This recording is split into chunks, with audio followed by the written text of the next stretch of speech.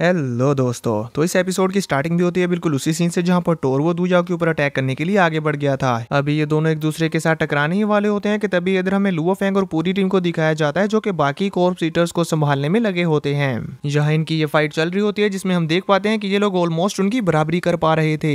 तभी मिनी अपनी illusion powers का इस्तेमाल करते हुए अपने जाल में फंसाने की कोशिश करती है, लेकिन उनके ऊपर इल्यूजन जरा सा भी इफेक्ट नहीं करता। इसीलिए वो फौरन अपनी टीम को बताती है। अब इससे पहले कि वो कॉर्प ईटर मीनू के ऊपर अटैक करते हुए उसे इंजर्ड कर पाता, यांशी तेजी से आगे बढ़कर उस कॉर्प ईटर को एक जोरदार पंच दे के मारता है, जिसकी वजह से वहां पर काफी बड़ा ब्लास्ट हो गया था। वही मीनू को इस ब्लास्ट के इंपैक्ट से बचाने के लिए जल्दी से आगे बढ़कर अपनी बाहों में उठाकर पीछे ले आता है और उससे कहता है ये कॉर्प ईटर्स कत्लेआम करते हुए बड़े हुए हैं, जिसकी वजह से ये लोग बहुत लंबे समय से पागल हो चुके हैं, इसीलिए इन्हें मैनिपुलेट करना मुश्किल है, इन्हें सिर्फ मारा जा सकता है। ये सुनकर वो चारों सीरियस होकर उन्हें जान से मारने के लिए अटैक करने लगते हैं, जबकि इधर हम दूजाओ को देख पाते हैं जो कि अब अपनी पावर्स को बढ़ाते हुए अपने बिगर वर्जन में ट्रांसफॉर्म हो चुका है। और यहाँ जब टोरू उसके ऊपर अटैक करने के लिए आया था तो हम देख पाते हैं कि दूजाओ की पावर्स अब इतनी ज्यादा बढ़ चुकी हैं कि वो उसके प्लांट को भी नहीं डिस्ट्रॉय कर पा रहा। उल्टा प्लांट के अटैक के इंपैक्ट से पीछे झटक दिया गया था, लेकिन वो हार नहीं मानता और दोबारा से अपनी पावर्स को और ज्यादा बढ़ाते हुए प्लांट बीस्ट को काटने लगता है। लेकिन प्लांट बीस्ट अपनी टेंटिकल्स को और भी ज्यादा बढ़ाते हुए उसे अपने अंदर जकड़ने लग गया था।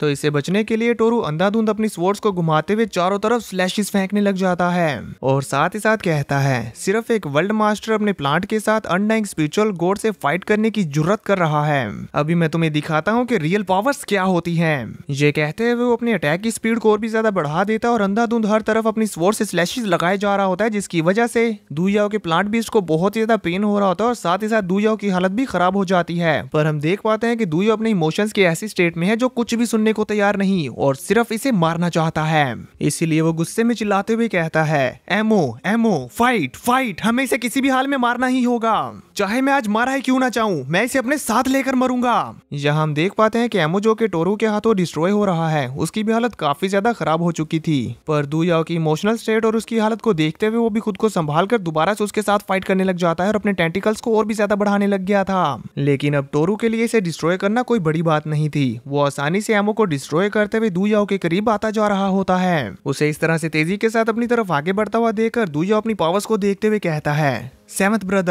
ब्रदर, मैं इसे डेफिनेटली किल करूंगा। ये कहते हुए दूयाओ अपनी बची खुची पावर्स को भी लगा देता है, लेकिन टोरवो फिर भी तेजी के साथ उसकी तरफ बढ़ रहा होता है। इस कदर एमो को डिस्ट्रॉय होता हुआ देखकर दूयाओ को रियलाइज हो जाता है और वो हल्का सा डरते हुए कहता है मेरी पावर अभी भी काफी नहीं है। ये कहते साथ साथ वो रो भी रहा होता है। तभी इधर हम यांशी, मीनू, वुई और लुओ फेंग को देखते हैं जो कि एक साथ मिलकर बाकी बचे हुए कॉर्प ईटर्स को किल करते जा रहे होते हैं, लेकिन वो कुछ ही सेकंड्स में दोबारा से रिकवर हो जा रहे थे। यांशी को तो इन पर इस कदर गुस्सा आया हुआ था कि वो इन पर अपने इतने जोरदार पंच मार रहा होता है कि ये कॉर्प ईटर्स दूर जाकर मीटोराइट्स के साथ टकरा रहे होते हैं और वहां पर भी ब्लास्ट हो रहे थे। और साथ ही जो भी कॉर्प ईटर्स उसके हाथ लग रहे होते हैं वो उन्हें पकड़कर बीच में से तोड़ दे रहा होता है। लेकिन उन कॉर्प ईटर्स के ऊपर तो इसका जरा सा भी फर्क नहीं पड़ रहा होता, वो कुछ ही मिली सेकेंड्स में दोबारा से रिकवर हो जाते। मीनू और वुई भी इन्हें बार बार किल करते जा रहे होते हैं, पर वो भी ये देखकर हैरान थे कि आखिर ये हो क्या रहा है। तभी लुओ फेंग जब अपने आसपास के कॉर्प ईटर्स को इस तरह से किल करता है तो उसे बड़ी बारीकी से देखने पर समझ आ जाता है कि ये लोग दोबारा से रिकवर हो रहे हैं और इनका कोर बिल्कुल सलामत है, यानी कि अगर इन्हें मारना है तो इनके कोर को डिस्ट्रॉय करना होगा। इसीलिए वो इन सभी को एक साथ निपटाने के लिए कोई तरकीब सोचने लगता है। इतने में ही सीन कट हो जाता है और हम टोरू को देखते हैं जो कि एमो के टेंटिकल्स को कट करता जा रहा होता है और साथ ही साथ कहता है कमजोर कमजोर, बहुत ज्यादा कमजोर। उसे तो इस फाइट में बड़ा ही मजा आ रहा होता है। वो एंजॉय करते हुए अपनी स्वॉर्ड के साथ स्लैशेस लगाकर दूयाओ को तड़पा रहा होता है, जबकि दूयाओ तो गुस्से में अपनी और भी ज्यादा पावर्स को रिलीज करते हुए अपनी ऑरा को इतना ज्यादा फैला देता है कि वहां पर दूर दूर तक ब्लास्ट होने लग गए थे। इस कदर खुद को पुश करने की वजह से हम देख पाते हैं कि उसे इंटरनल ब्लीडिंग भी होने लग गई थी और खून में लथपथ होने के बावजूद भी वो एमो से कहता है एमो होल्ड ऑन, हमें सेवंथ ब्रदर का बदला लेना ही होगा। ये कहते हुए वो दोबारा से एमो से टोरू के ऊपर अटैक करवा देता है, लेकिन इस बार टोरो मजे ले लेकर थक चुका है, इसीलिए वो एक साथ अपनी पावर्स को रिलीज करते हुए एमू के सभी टेंटिकल्स को डिस्ट्रॉय कर देता है और अपनी स्वॉर्ड्स में फायर जलाते हुए तेजी के साथ दूयाओ के ऊपर अटैक करने के लिए आगे बढ़ गया था। जहां हमें देखने को मिलता है कि उसने अपनी दोनों स्वॉर्ड्स दूयाओ के सीने में धंसा दी थी और इसके इम्पैक्ट से ही वो दोनों तेजी के साथ एक मीटियोराइट के साथ जाकर टकराते हैं और वहां पर जोरदार डिस्ट्रक्शन होती है। इसी से ही हमें मालूम हो जाता है कि दूयाओ भी इस कदर कमजोर हो चुका है कि वो डिफेंसलेस है। दूयाओ को बुरी तरह से जख्मी कर देने के बाद बाद टोरू उसे गर्दन से पकड़ते हुए हवा में उठा लेता है। और यहाँ अब दू याओ के पास इतनी भी पावर नहीं बची थी कि वो उसके हाथ से निकलने के लिए रेजिस्ट कर पाए। सीन कट होता है और उधर हम लुओ फेंग को देखते हैं जो कि अपने गोल्डेड सैनेट आर्मामेंट की 9th फॉर्म का इस्तेमाल करते हुए एक साथ इन 20 कोर पीटर्स की बॉडी को डिस्ट्रॉय कर देता है। और इससे पहले कि ये सभी रिकवर हो पाएं, फेंग फौरन से अपनी स्पिरिचुअल पावर्स का इस्तेमाल करते हुए इन सभी के कोर्स को हवा में ले जाते हुए एक जगह पर इकट्ठा कर लेता है। ये प्रोसेस इतना ज्यादा फास्ट होता है कि टीम के दूसरे मेंबर्स को पता ही नहीं चलता। और हम देख पाते हैं कि जैसे ही उन सभी कोर पीटर्स के कोर्स उनके हाथों निकल गए थे तो वो फौरन से उसके पीछे लपक कर उसे पकड़ने के लिए भागते हैं। पर इससे पहले कि वो अपने कोर्स को पकड़ पाते, फेंग ने अपनी गोल्डी सैंड आर्मामेंट की 9th फॉर्म से 1 by 1 उन सभी के कोर्स को डिस्ट्रॉय कर दिया था।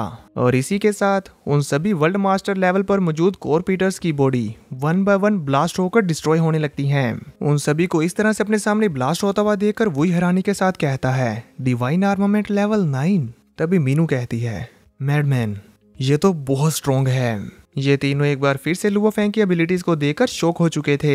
तभी सीन कट होता है, इधर हम टोरू और दू याओ को देखते हैं जहां टोरू दू याओ के गले को जोर से दबाते हुए उसे अनकॉन्शियस करने लग गया था। और साथ ही हम देख पाते हैं कि कैसे दू याओ को देखते हुए उसके मुंह से पानी टपक रहा है, यानी कि वो उसे खाने की तैयारी करने लग गया था। उसको इस तरह से करता हुआ देखकर दू याओ को अपने 7th ब्रदर की याद आती है कि कैसे उनके साथ भी सेम ऐसे ही हुआ था।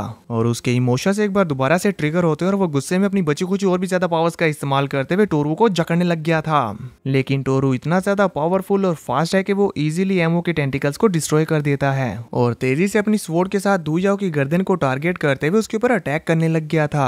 अब इससे पहले कि उसका यह अटैक दू याओ को हिट करते हुए उसके सर को धड़ से अलग कर पाता, तभी वहां पर एंट्री होती है लुओ फेंग की, जो अपने गोल्डेड सैनेट आर्मामेंट की 9th फॉर्म से दू याओ की गर्दन को बस कटते कटते बचा लेता है और तेजी के साथ टोरू को अपनी स्वॉर्ड से इंजर्ड करते हुए उसे कई सारे मीटियोराइट्स के साथ टकराते हुए एक मीटियोराइट के ऊपर जाकर दे के मारता है। और वहां पर एक जोरदार ब्लास्ट के साथ हम देख पाते हैं कि टोरू इंजर्ड हो चुका था।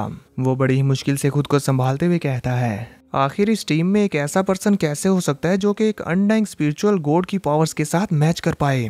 टोरू इधर ये सोच रहा होता है कि तभी इधर दू याओ ने अपनी बॉडी के अंदर एक और पावरफुल पोशन इंजेक्ट कर लिया था, जिसकी वजह से उसे और भी ज्यादा इंटरनल ब्लीडिंग होने लगती है। तो लुओ फेंग भी उसे रोकते हुए कहता है, दू याओ तुम्हारी बॉडी अपनी लिमिट्स के करीब पहुंच चुकी है, अगर तुम खुद को और ज्यादा फोर्स करोगे तो हो सकता है तुम डिस्ट्रॉय हो जाओ। पर वो फेंग की एक नहीं सुनता और अपनी बॉडी को ट्रांसफॉर्म करने की कोशिश करता रहता है, लेकिन काफी ज्यादा ट्राई करने के बावजूद भी वो अपने बड़े और पावरफुल वर्जन में ट्रांसफॉर्म नहीं हो पाता। तो वो उस टोरू को देखते हुए गुस्से में अपने दांत पीसते हुए अपने पास्ट की कुछ मेमोरीज को याद करता है, जहां वो अपने 7th ब्रदर को अपने प्लांट बीस्ट एमो को पकड़ाते हुए कहता है, बस मेरे एमो के बड़े होने तक का इंतजार करें, फिर आपको जरूर मुझे अपने साथ फाइट पर ले जाना होगा, ये डेफिनेटली बहुत कूल होगा। इस पर उसका 7th ब्रदर उससे कहता है, एक बार जब तुम अपने बेसिक अचीवमेंट कोटा को फुलफिल कर लोगे तो मैं तुम्हें एक बार जरूर लेकर जाऊंगा और हम दोनों साथ में बहुत कूल दिखेंगे। ये कहते हुए दोनों ब्रदर्स आपस में प्रॉमिस करते हैं। इस मेमोरी को याद करते ही हम देखते हैं कि दू याओ के अंदर दोबारा से जान आ जाती है और वो जोर से चिल्लाते हुए अपने एमो से फिर से टोरू के ऊपर अटैक करवा देता है। टोरू जो कि यहाँ लुओ फेंग से निपटने के बारे में सोच रहा होता है, वो दू याओ को एक बार फिर से अटैक करता हुआ देखकर हैरान हो जाता है। पर इतने में एमो के टेंटिकल्स ने उसे चारों तरफ से घेर लिया था, तो वो अपनी स्वॉर्ड से उन्हें डिस्ट्रॉय करने की कोशिश करता है, लेकिन वो अपनी सिंपल स्वॉर्ड से उन्हें डिस्ट्रॉय नहीं कर पाता। इसलिए वो अपनी फायर पावर्स का इस्तेमाल करते हुए एमो के सभी टेंटिकल्स को एक जोरदार ब्लास्ट के साथ डिस्ट्रॉय कर देता है और एक बार दोबारा से तेजी के साथ दू याओ के ऊपर अटैक करने के लिए आगे बढ़ने लग गया था। तो दू याओ, जिसकी की हालत बहुत ज्यादा खराब है और वो बुरी तरह से इंजर्ड है एक्सटर्नली और इंटरनली भी, वो पीछे नहीं हटता। वो भी तेजी के साथ टोरू की तरफ आगे बढ़ने लगता है और इस बार टोरू ने दोबारा से अपनी स्वॉर्ड्स को उसकी बॉडी में धंसा दिया था। इस पर दू याओ टोरू की स्वॉर्ड को अपने हाथ से पकड़कर उसे खुद अपनी बॉडी में धंसाते हुए जकड़ लेता है और एमो की वाइन्स को टोरू की बॉडी में धंसाते हुए उसे बुरी तरह से इंजर्ड करने लग गया था। ये देखकर तो टोरू भी हैरान हो जाता है कि ये किस कदर संकी हो चुका है और ये उसकी जिंदगी में भी फर्स्ट टाइम होगा जब वो किसी से डर रहा है। यहाँ दू याओ अपनी और भी ज्यादा पावर्स को रिलीज करते हुए गुस्से में चिल्लाते हुए कहता है, मैं अपने 7th ब्रदर का बदला लूंगा। जब वो ये बोल रहा था तो हम देख पाते हैं कि दू याओ की बॉडी के अंदर से एमो की रेड कलर्स की वाइन्स निकलना शुरू हो जाती हैं और ये वाइन्स इतनी ज्यादा पावरफुल होती हैं कि ये उस टोरू की बॉडी को जकड़ते हुए उसको इंटरनली इंजर्ड करते हुए उसके कोर को डिस्ट्रॉय करने लग गई थी। तो टोरू दू याओ की पकड़ से निकलने के लिए अपनी फुल पावर्स लगा देता है और दू याओ को ही डिस्ट्रॉय करने की कोशिश करता है, लेकिन एमो ने दू याओ को बचा लिया था और वो टोरू को हर तरह से जकड़ते हुए एक जोरदार ब्लास्ट के साथ उसे भी डिस्ट्रॉय कर देती है। टोरू को किल करते साथ ही दू याओ अपनी बॉडी के अंदर से उसकी स्वॉर्ड्स को निकालता है और कहता है, 7th ब्रदर, क्या आपने देखा फाइनली मैंने आपका बदला ले लिया। फैंग भी ये सब कुछ देख रहा था और ये मोमेंट उसके लिए भी बहुत इमोशनल होता है क्योंकि वो समझ पा रहा था कि इस वक्त दुयाओ किस पेन से गुजर रहा है। तभी दुयाओ को कुछ सेंस होता है और वो कहता है अभी वहां पर एक और है, और हम भी उसे देखते हैं कि ये तो वही कोर पीटर है जो कि कैप्टन के साथ फाइट कर रहा था। कैप्टन ने इसे भी काफी इंजर्ड कर दिया है। वो कोर पीटर खुद को संभालते हुए खड़ा होते हुए कहता है टोरू मर चुका है और ये दोनों वर्ल्ड मास्टर्स काफी स्ट्रोंग हैं। अगर इन दोनों ने इस इमोर्टल के साथ मिलकर फाइट की तो मेरा बचना इम्पॉसिबल है। अब मेरे पास और कोई चारा नहीं बचा। ये कहते हुए वो अपनी ओरिजिनल लो पावर्स का इस्तेमाल करते हुए अपने वेपन से कुछ परफॉर्म करने लग गया था। और इधर हम देख पाते हैं कि लुओ फेंग और उसकी पूरी टीम भी इसकी तरफ आगे बढ़ रही होती है। पर इससे पहले कि वो लोग इसके करीब पहुंच पाते, हमें देखने को मिलता है कि इस कोर पीटर ने अपने वेपन के साथ अपनी पावर्स को इकट्ठा करना शुरू कर दिया था और साथ ही साथ कहता है अब मुझे यहाँ से बचकर निकलने के लिए अपनी अनडाइंग गॉड बॉडी का 10% सेक्रीफाइस करना होगा। ये कहते साथ ही वो अपनी बॉडी की 10% पावर से एक जोरदार एक्सप्लोजन करवा देता है, जिसके इम्पैक्ट से वो जल्दी से लुओ फेंग और उसकी टीम से दूसरी तरफ बचकर भाग जाता है। और इधर इसके इम्पैक्ट से लुओ फेंग और उसकी टीम भी बड़ी ही मुश्किल से बच पा रही होती है। उसकी इन 10% पावर्स का ही ब्लास्ट कितना ज्यादा बड़ा होता है वो हमें स्पेस से दूर से ही दिखाया जाता है। फैंग की टीम बड़ी ही मुश्किल से खुद को संभाल पाती है, लेकिन फिर भी वो एक मीटियोराइट के साथ जा टकराई थी। उससे एक कोर पीटर को भागा हुआ देखकर दुयाओ यहाँ पर जमीन पर एक जोरदार पंच मारते हुए कहता है वो कमीना बचकर भाग निकला। तो कैप्टन उसे शांत करवाते हुए कहते हैं ये भी काफी अच्छा है, हमने उसको सेल्फ डिस्ट्रक्ट करने के लिए फोर्स किया, जिसके चलते उसने अपनी अनडाइंग गॉड बॉडी के 10% को डिस्ट्रॉय कर दिया, जो कि उसकी 10% सोल को खोने के बराबर है। अब वो इससे इवन 100,000 और 1 मिलियन ईयर्स तक भी फुली रिकवर नहीं हो पाएगा। हमें यहाँ पर देखने को मिलता है कि कैप्टन भी थोड़े बहुत इंजर्ड हैं। दुयाओ को संभालने के बाद कैप्टन लुओ फेंग से कहते हैं चलो अब पहले उसके छोड़े गए ट्रेजर्स को फिनिश करते हैं। ये बोलकर वो उसके सभी ट्रेजर्स को अपनी स्टोरी रिंग में रख लेते हैं और फिर वहां से निकल पड़ते हैं। तो अब देखेंगे नेक्स्ट एपिसोड में कि अब ये टीम आगे क्या करेगी। ट्रेलर से तो हमें ये देखने को मिलता है कि आगे इनकी इस पूरी टीम को इस फोसिक को छोड़ देने की वजह से 2 यूनिवर्स वल्नरेबल्स हंट करेंगे। तो देखते हैं आगे क्या होगा। आप सब दोस्तों को क्या लगता है कमेंट करके जरूर बताया करो यार, तुम लोग करते ही नहीं हो।